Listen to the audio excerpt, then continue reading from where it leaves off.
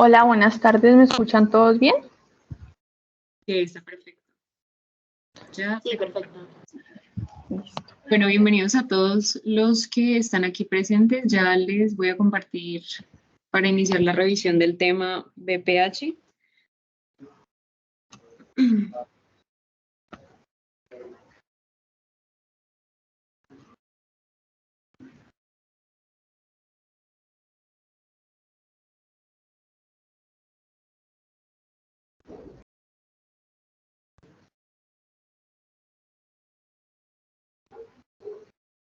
Listo, bueno. Para los que no me conocen, mi nombre es Ángela Arturo, soy estudiante de 11º semestre de Medicina de la Universidad Javeriana y bueno, el enfoque de la charla de hoy va a ser en BPH, enfocándonos más que todo en la práctica como médico general. La idea es hacer un breve repaso por encima, hablar de algunos algoritmos y al final vamos a tener unos casos clínicos. Bueno, entonces en cuanto a la introducción, debemos recordar que el cáncer de cervix afecta a miles de mujeres alrededor del mundo, que su principal factor de riesgo es la infección por el virus del papiloma humano. Esta enfermedad es una enfermedad altamente prevenible y tratable cuando hay una detección oportuna y pues que es una gran preocupación de salud pública a nivel mundial. En cuanto a la epidemiología, a nivel mundial es el cuarto tipo de cáncer más común en las mujeres y encontramos una incidencia en el año 2022 de 600.000 casos. Y de estos 600.000 casos se reportó que el 94% fueron muertes que se produjeron en países de ingresos bajos. Y ya a nivel nacional, pues conocemos que esa es la primera causa de muerte por cáncer entre las mujeres entre los 30 a los 59 años y que la incidencia ajustada para el 2023 fue de 14.9 por cada 100.000 casos, por cada 100.000 habitantes, perdón. Hablando de los factores de riesgo, aquí nos vamos a enfocar, como ya mencionamos, en el BPH, ya que este se relaciona con un 95% de los casos de cáncer de cervix. Sin embargo, hay otros factores de riesgo que siempre debemos tener en cuenta y que son de gran importancia, como el tabaquismo, un índice de masa corporal elevado, ya que estos son factores que hacen que el cuerpo esté en un estado proinflamatorio.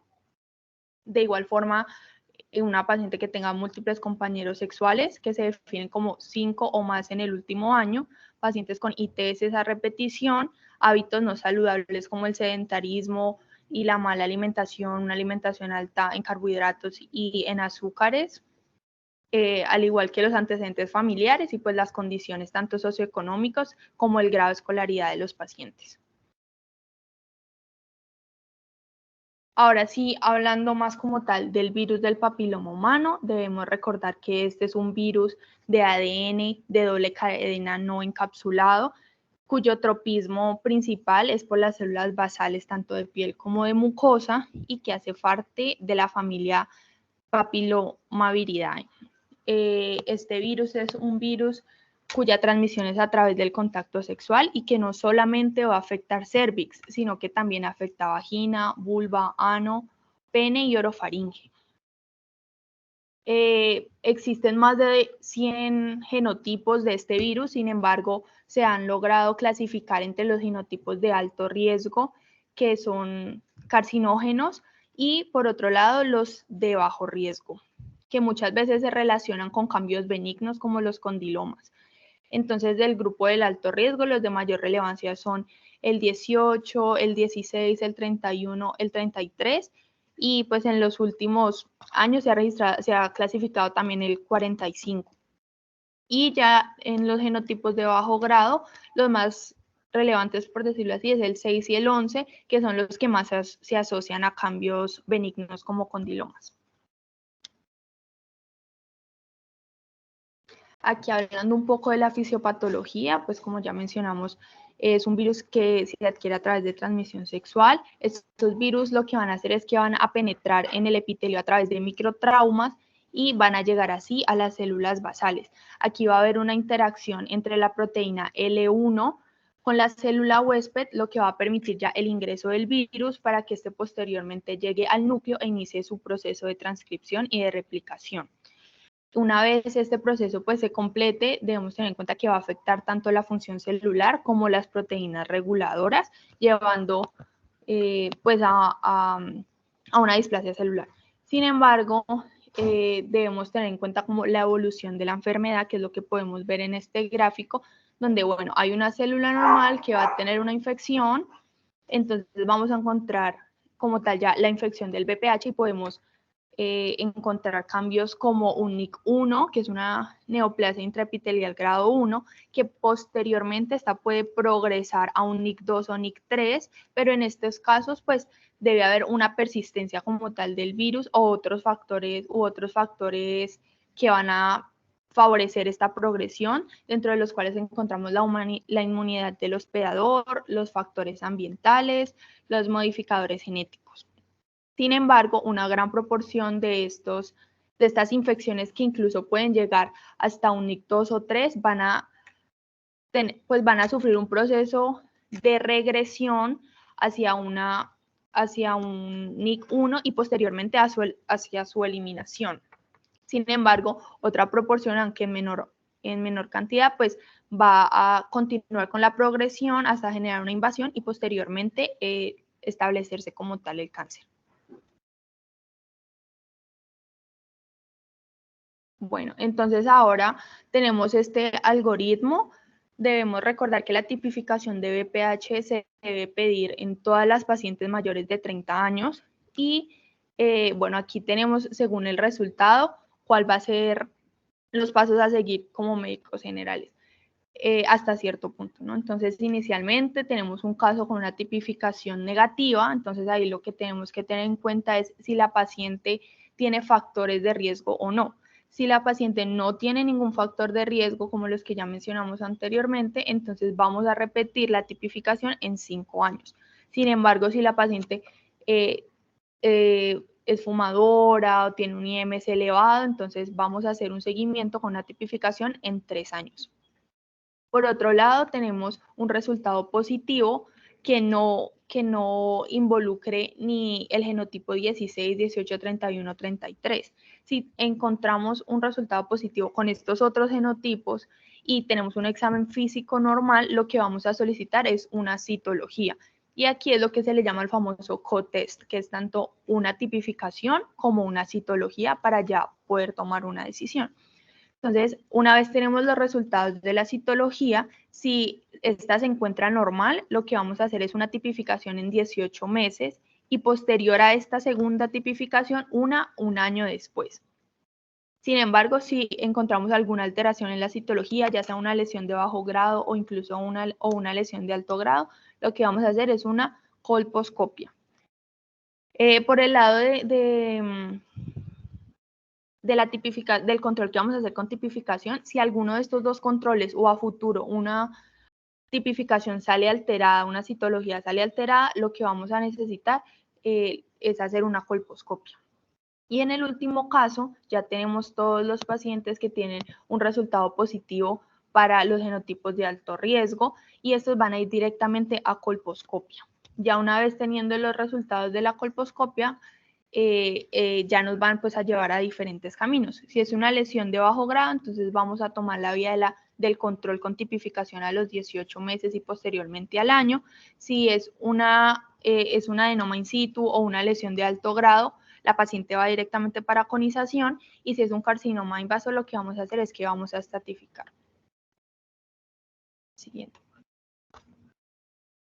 Entonces, hablando ahora un poco de las pruebas, de la otra prueba de tamizaje que es la citología, debemos recordar que esta es una prueba, como lo mencioné, de tamizaje, no es una prueba diagnóstica que se puede tomar o se debe tomar desde los 25 años hasta los 65 años y que existen ciertos casos en los que podemos solicitarla antes de esta edad, los cuales son una paciente que inicie su vida sexual tempranamente, lo ideal es hacerla a los 3 años de que inició su vida sexual, también las pacientes que tienen varios compañeros sexuales o las pacientes con riesgo social.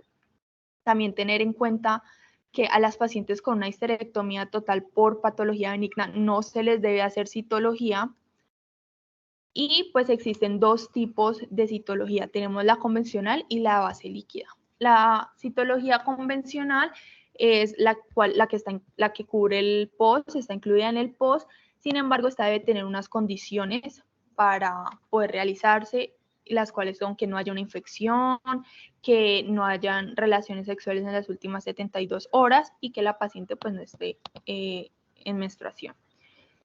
Sin embargo, pues la de base líquida no necesita cumplir ninguna de estas condiciones. Siguiente, por favor. En cuanto a los resultados que nos va a arrojar la citología, pues inicialmente evaluar la calidad de la prueba. Entonces vamos a tener si es satisfactoria, lo que quiere decir que la muestra se tomó adecuadamente tanto de endo como de exocervix y que se encontró una celularidad mayor del 75%. Insatisfactoria cuando únicamente se tomó o de endo o de exocervix y la celularidad es menor del 25%, o una citología inadecuada cuando la celularidad es menor del 50%. En cuanto a los reportes, pues puede ser negativa cuando no hay lesiones, o positiva cuando nos reporta alguno de esos como un ascus, una tipia de células escamosas de significancia indeterminada, una tipia de células glandulares, como ya mencionamos, una neoplasia intraepitelial, ya sea grado 1, 2 o 3, una lesión escamosa intraepitelial de bajo grado o de alto grado. Bueno, aquí lo que tenemos es un algoritmo de clasificación del riesgo basándonos tanto en los resultados de la citología como del BPH. Entonces, inicialmente tenemos que tener en cuenta, tenemos que clasificar si nuestra paciente tiene un riesgo mayor o igual al 4%. En el caso que este riesgo sí sea mayor, entonces lo que vamos a determinar es el riesgo inmediato de padecer un NIC3. Y pues ya el manejo va a ser correspondiente con el porcentaje del riesgo. Si tenemos un riesgo entre el 60 y el 100%, la paciente va para paraconización inmediatamente. Si tenemos un riesgo entre el 25 al 59%, se puede elegir entre llevar a tratamiento inmediato o hacer una colposcopia inicialmente. Y si la paciente tiene un riesgo entre el 4 y el 24%, lo recomendable es hacer una colposcopia. En los casos en los que este riesgo es menor del 4%, entonces lo que vamos a determinar es el riesgo de padecer un NIC3 a 5 años. El control que vamos a llevar con estas pacientes es cuando su riesgo es mayor o igual al 0.55%, vamos a hacer control con citología en un año.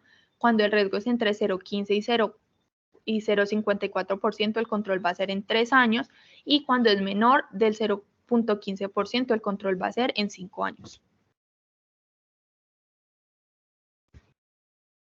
Ahora, para hablar un poco de conización, recordemos pues que esto es un procedimiento médico que consiste en la extirpación de una parte del endo y del exocervix en forma de cono, como podemos evidenciar en la imagen, de aproximadamente 1.5 centímetros. Es un procedimiento tanto diagnóstico como terapéutico y nos puede arrojar dos resultados.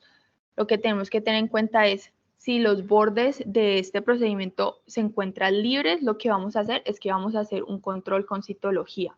¿Cómo va a ser ese control? Durante el primer año vamos a pedir una citología cada 3 meses. Durante el segundo año la citología va a ser cada 4 meses. Durante el tercer año cada 6 meses y ya entre el cuarto y el 10º año se debe solicitar una citología anualmente.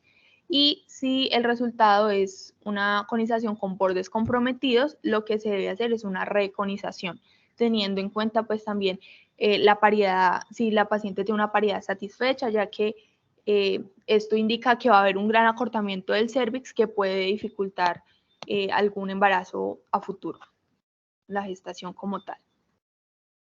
Entonces, pues la prevención, lo que ya hablamos, el tamizaje con citología y con prevención, el uso de método de barrera. Recordemos que el único método anticonceptivo que nos protege contra las ITS y de por sí contra el BPH, pues es el método de barrera, el condón.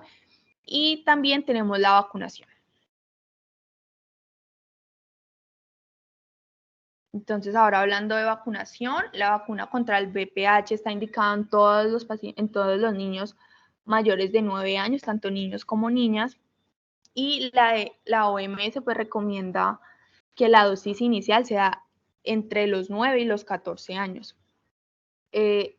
Encontramos que esta vacuna tiene una eficacia profiláctica de 98.2% en los pacientes que completan el esquema y pues que preferiblemente debe iniciarse su esquema antes del inicio de la vida sexual. Tenemos 3 tipos de vacunas. Está la bivalente o Cervarix, que nos confiere inmunidad contra el genotipo 16 y 18, la tetravalente contra el genotipo 6, 11, 16 y 18, y la nonavalente contra el 6, 11, 16, 18, 31, 33, 45, 52 y 58.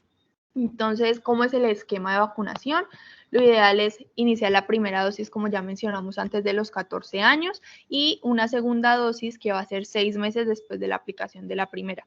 Sin embargo, en las pacientes que no inician su esquema antes de los 14 y lo inician entre los 15 y los 26 años, está indicado una primera dosis con 2 dosis más, en total 3, y separadas por 6 meses. Bueno, ahora hablando específicamente de Colombia, aquí podemos ver una gráfica de la cobertura de la vacunación contra el VPH entre el año 2012, que es cuando esta inició y se agregó en el país, hasta el año 2023. Vemos que después del 2014, 2015, pues hubo un descenso en la cobertura, sin embargo, pues ha ido aumentando en los últimos años. Según la OMS, el 37% de niñas entre los 9 y los 17 años recibieron su primera dosis aquí en Colombia. Debemos tener en cuenta que la vacuna que ofrece el país es la tetravalente y lo cubren niñas que tengan entre 9 y 17 años. Sin embargo, en Colombia también está la Gardasil 9, que es la nonavalente. Sin embargo, pues no está incluida en el PAI. Falta alguito, porfa. Listo.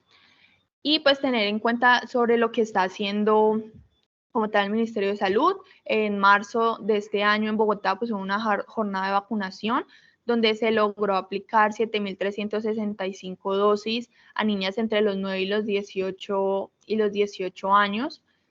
Empezaron su primera dosis y también se completó el esquema de 15.280 niñas.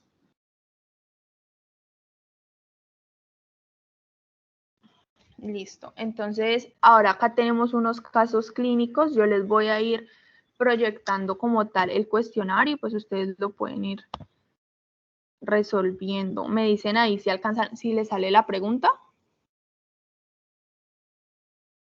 No, pues no sale. Sale solamente el caso clínico y abajo la edad de la paciente y sin antecedentes.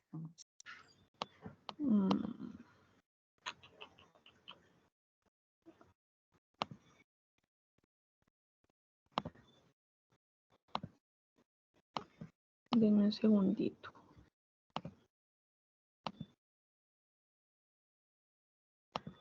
Bueno, hagámosla así. Entonces es una paciente de 40 años sin antecedentes ni factores de riesgo.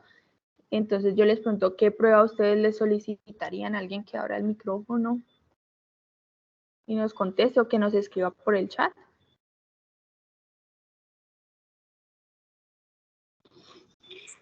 Se solicitaría tipificación VPH.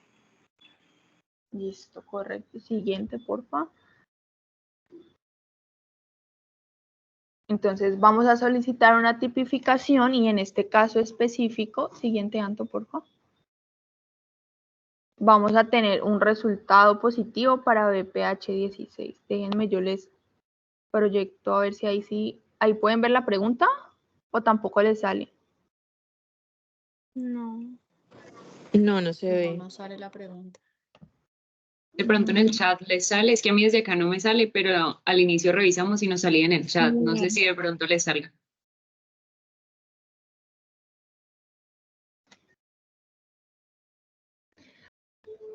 Sí, creo que si abren el...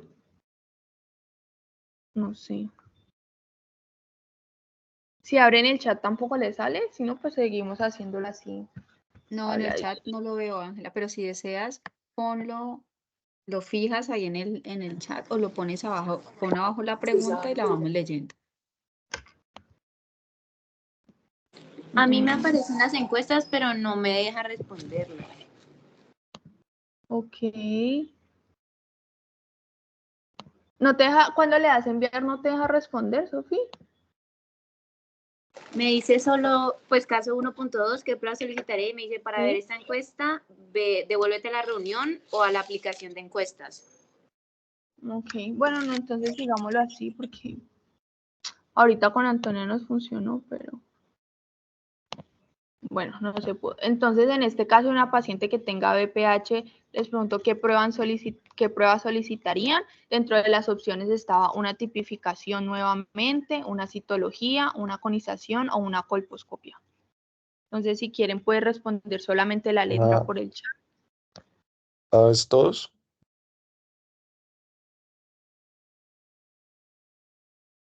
¿Perdón?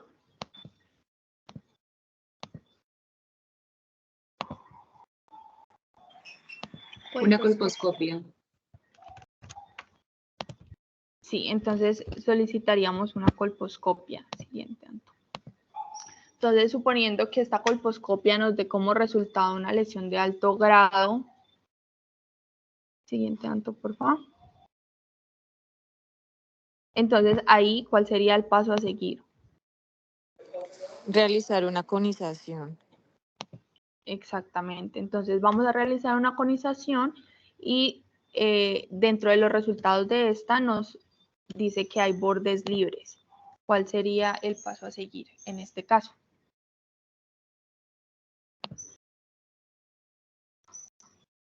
Control con citología. Listo. Entonces, ¿alguien sabe cómo sería estrictamente ese control o lo digo?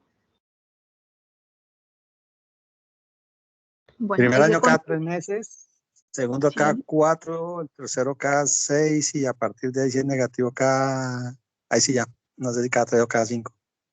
cada año hasta, sí, hasta el 10º año. Listo. Siguiente caso. Tenemos una paciente de 33 años sin antecedentes ni factores de riesgo. Entonces, ¿qué pediríamos inicialmente? Creería que nuevamente la tipificación, porque pues ya Sí. es mayor a 30, no tiene antecedentes. Exacto. Y esta tipificación nos va a dar positivo para un BPH genotipo número 6. ¿Qué haríamos en este caso?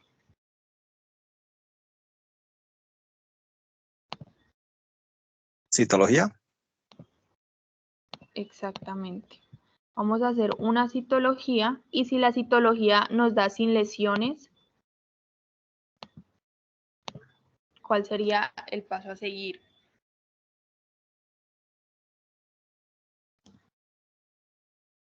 Tipificación a los 18 meses y si es negativa al año después de esta. Sí, correcto.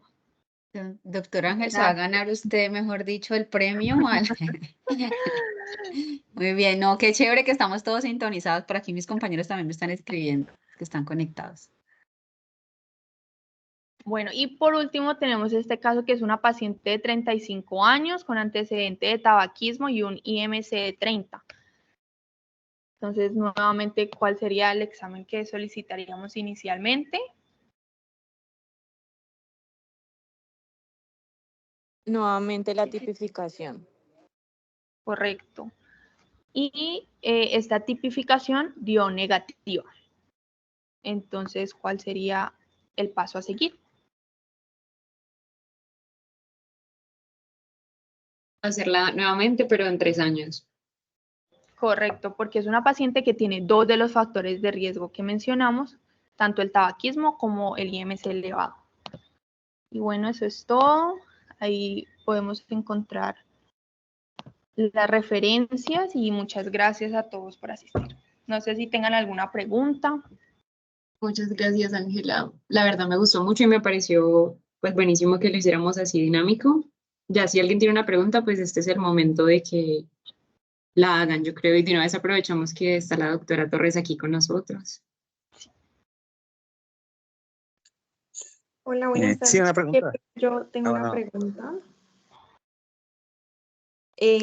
Disculpen, a los pacientes que después de los 26 años, digamos, si no se han aplicado ninguna dosis de la vacuna, ¿también pueden hacer el mismo esquema de 3 dosis cada 6 meses?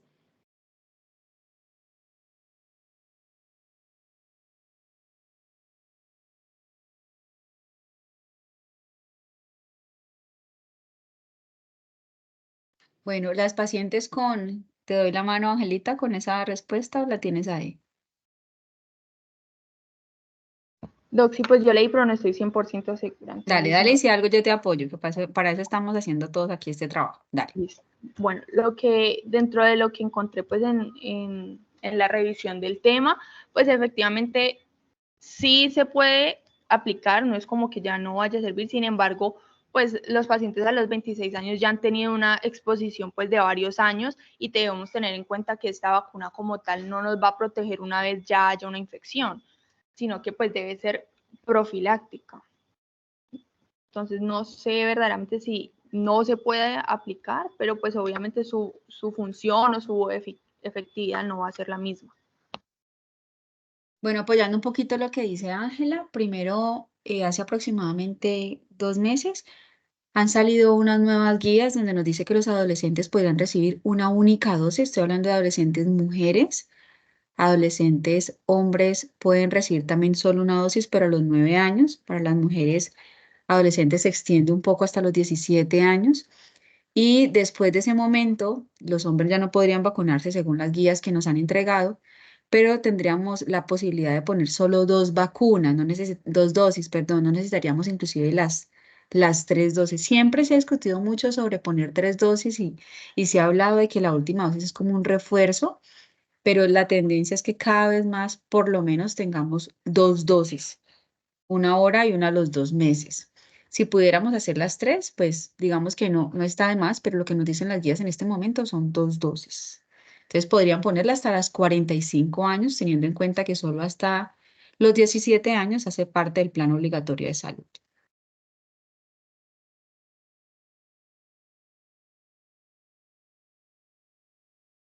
¿De pronto quedó resuelta la duda o necesitas la persona que había hecho la pregunta? Sí, así está muy bien, gracias. Listo, súper. ¿Alguna otra persona tiene una pregunta? Sí, de pronto unos minuticos tarde. Y sobre los factores de riesgo, ¿cuáles serían aparte de fumadora, el índice de masa? No alcancé a ver desde el comienzo, entonces creo que me perdí esa parte de los factores de riesgo.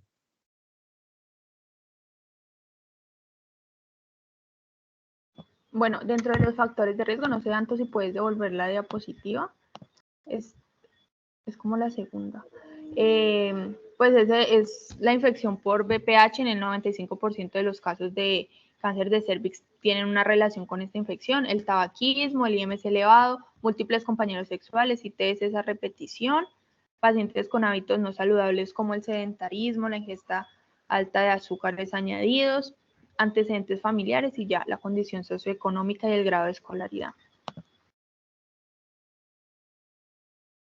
Ok, muchas gracias.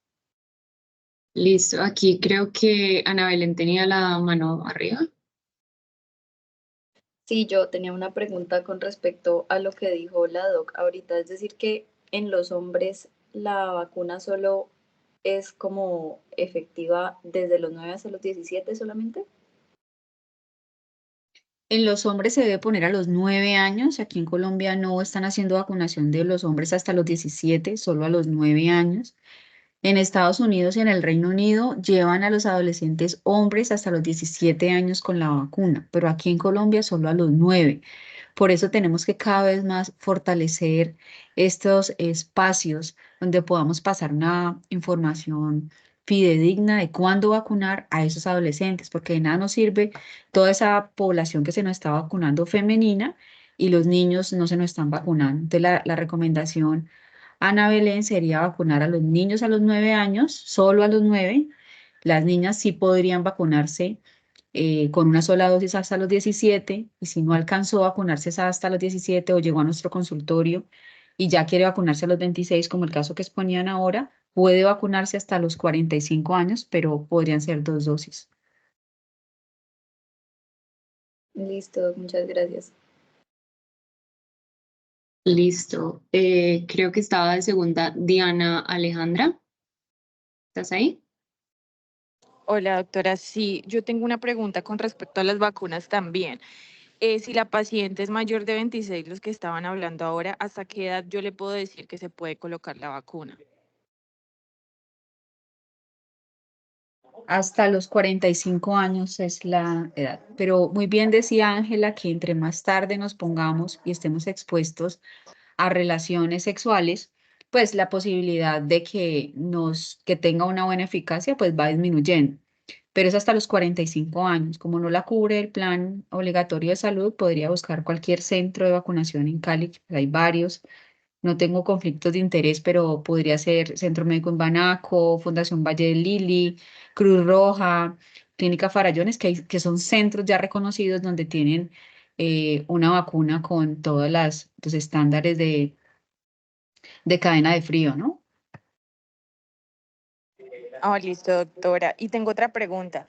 Cuando ya hablaba de la clasificación mayor al 4% para determinar si hay riesgo de NIC3, ¿cómo se hace esa clasificación? ¿Cómo se calcula?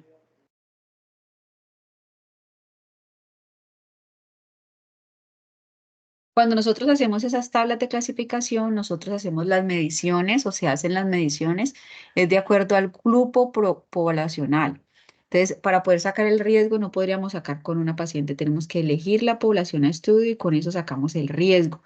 Y esas tablas de los riesgos poblacionales van siempre unidas a unos vectores y esos vectores van a ser estos que puso Ángel aquí, el BPH, el IMC, y dependiendo de los estudios que hagamos, que pueden ser casos y controles, o pueden hacer estudios de relato de caso, uno va montando toda esa teoría, también con esas informaciones que podemos encontrar a nivel de la citología, y con eso poder sacar el riesgo. Listo, doctora, muchas gracias. Listo. Aquí estaba también Santiago Díaz. Sí, muy buenas tardes. Yo tenía una pregunta para la doctora María del Mar. Quería exponer un caso que tuve hace unas semanas. Una paciente de 15 años que me llegó a la consulta con la madre, le habían practicado una citología y la citología reportaba una lesión intraepitelial de bajo grado, una displasia de un NIC1. Me confirmas la edad? Es que estaba lloviendo por acá y no 15 años, perdí. 15 Ok, años. ajá. Entonces como que yo le pregunté como pues la sexarca cuándo había sido y ella me dijo que había sido hace un año, como a los 14, pero como que a mí no me cuadraba un poquito esa relación, entonces como que como que de pronto quería saber en su opinión si usted hubiera repetido la citología en un año, hubiera mandado la colposcopia, qué actitud hubiera tomado. Muy buena pregunta. Yo creo que cuando se abrió el espacio de preguntas estaba como deseando que llegara un tipo de pregunta así, porque justo la semana pasada, y creo que yo lo hablé por mis redes, eh, llegaron 2 pacientes adolescentes con citologías alteradas, una con un NIC1 y una con un ASCO, solo para recordar que la recomendación es mandar la citología 3 años después de haber tenido su primera relación. Por eso la pregunta tuya, Santiago, fue súper válida de cuándo había sido su sexarca.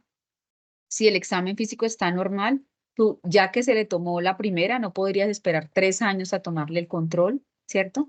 Ya tocaría citar a la paciente, si el examen físico es normal, citarla al año con una nueva citología. Entonces, por eso es tan importante que nosotros, médicos generales, inicialmente, pues que ustedes son, o sea, que hay algún compañero especialista, sepamos cuándo no tomar esa citología, porque estamos viendo cada vez más pacientes pidiendo a gritos la colposcopia cuando sabemos que es un examen que es invasivo porque finalmente se toma una biopsia, se puede generar un sangrado, una infección, y es no mandarla de rutina. Y otra cosa que están haciendo, aprovechando este espacio de Santiago que pregunta, están mandando pacientes por dolor pélvico para colposcopia, que tampoco tendría indicación. Es muy, muy válida. Ahí, Santiago, mi opción, la mejor opción, digamos, que uno puede ver allí es examen físico normal, citología en un año. Si al año está normal, se la hace en 3, de acuerdo al esquema 113, le das las recomendaciones de vacunación, si no se ha vacunado, uso de preservativo, y que cuando complete 30 años se realice la tipificación. Y en el caso entonces que hubiera tenido un examen físico alterado, ahí inmediatamente le pido la colposcopia, ¿cierto? Si tú reportas que el cervix tiene vasos atípicos, que tiene áreas de leucoplasia o que tiene un sangrado, entonces puedes mandarse a colposcopia y biopsia. Ya es el colposcopista que depende de la edad de la paciente o depende de lo que hallazgos colposcópicos.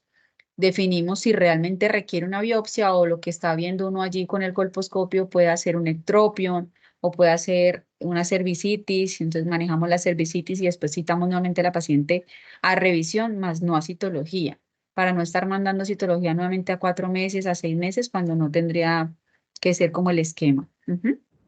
Ok, ok. Y una pregunta, ¿esos cánceres esas neoplasias de cervix no asociadas a BPH tienen evoluciones más rápidas o cómo evolucionan ahí?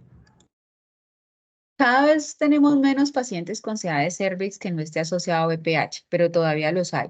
La evolución va a ser exactamente igual. Hay un estudio súper bonito que hicieron en New Orleans, justamente hablando haciendo comparativo de BPH y pacientes cáncer BPH y no BPH, y realmente la conclusión después de 2 años fue que es exactamente lo mismo.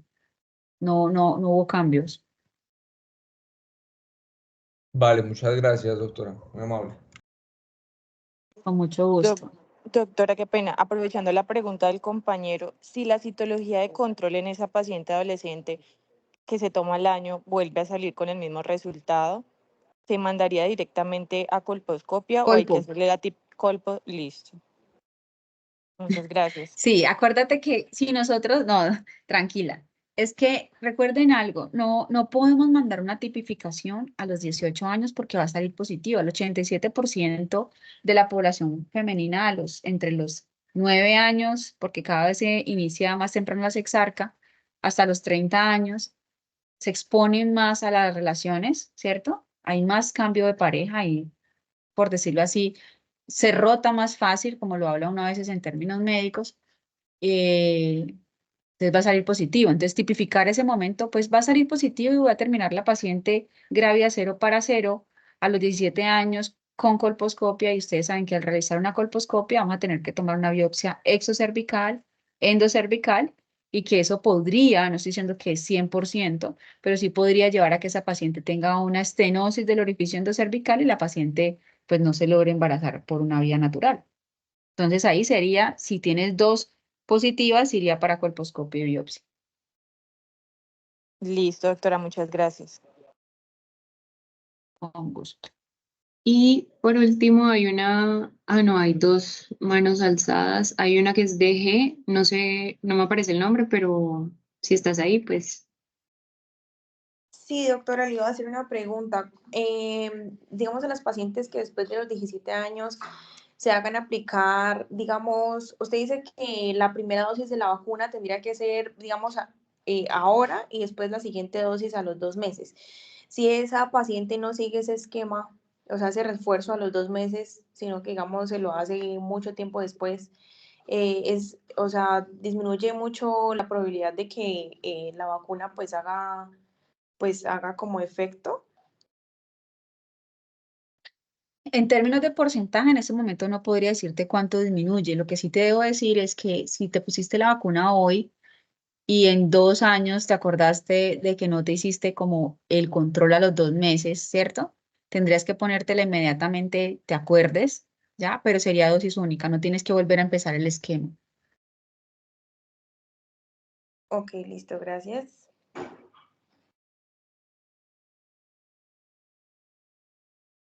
Por ahí vi a la doctora Cuero levantando la mano, creo. Sí, buenas noches a todos. Gracias, Ángela, muy buena tu exposición. Quería pues sumar a lo que había dicho la doctora Torres, y es que efectivamente las pacientes jóvenes y adolescentes que se exponen al virus del papiloma humano, generalmente encuentran un alto porcentaje, la gran mayoría de ellas, si son inmunocompetentes, ellas mismas revierten ese virus del papiloma humano. Es por eso que hacer una tipificación en esta época, pues realmente no sería costo efectivo, ya que ella misma lo va a revertir. Entonces, por eso a esa edad tomar tipificación, pues no tiene sentido para PVH. La gran mayoría, a pesar de estar infectadas por el virus, ellas mismas los revierten, ya que son inmunocompetentes. Obviamente estamos hablando de las inmunocompetentes.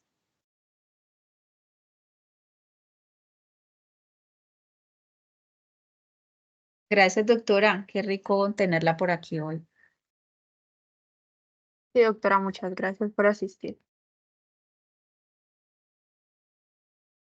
Bueno, no sé si alguien más tenga preguntas. Igual esta semana se va a subir un post resumen de esta charla para quien le interese. Y ya, muchas gracias a todos por asistir. Que tengan feliz noche. Bueno, Listo, muchísimas gracias a ti. gracias. Muchas Gracias. gracias. Muchas gracias. Feliz descanso. Gracias.